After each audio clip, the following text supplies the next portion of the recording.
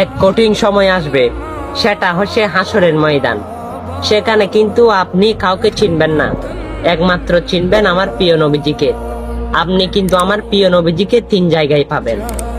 প্রথম জায়গায় হচ্ছে যখন আপনাকে ফেরেশতারা আপনার পাপ সম্পর্কে যখন মাপ দেওয়া হবে, সেই মিজানের পাল্লায় আপনাকে তোলা হবে।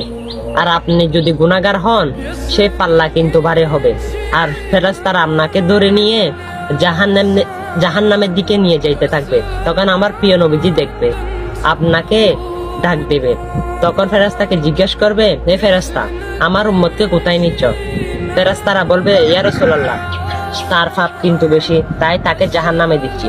তখন আমার প্রিয় নবীজি আপনাকে আবার নিয়ে আসলো, এসে মিজানের পাল্লায় তুললো। আমার প্রিয় নবীজির আঙ্গুলটা আপনার পাল্লার মধ্যে দিল, আপনার নেকির পাল্লা ভারী হয়ে গেল। হ্যাঁ, সে মুসিবতের সময় একমাত্র আমার প্রিয় নবীজিকে পাবেন।